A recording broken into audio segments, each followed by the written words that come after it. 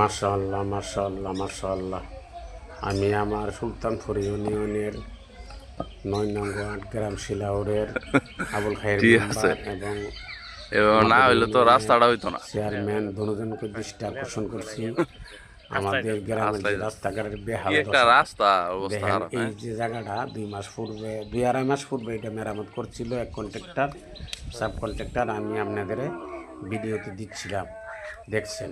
এখানে একটা অটো, একটা এই ট্রাক্টর, একটা সিএনজি, তিনবার উল্টাচ্ছে। একটা দুর্ঘটনা হলে কি হবে?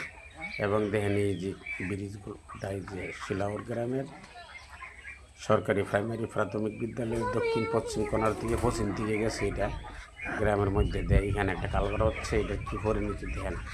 দীর্ঘ 5 মাস পূর্বে মাল আইনা হয়েছে, মাল ফসতাছে পানির নিচে, আর এই জং ধরতেছে পানির নিচে।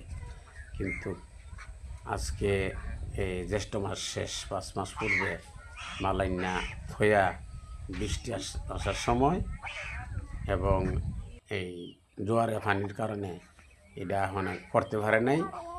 একবারে লাস্ট সময় আছে, দেখছেন নি ওই দেখেন পস্তাছে লোয়ালাম।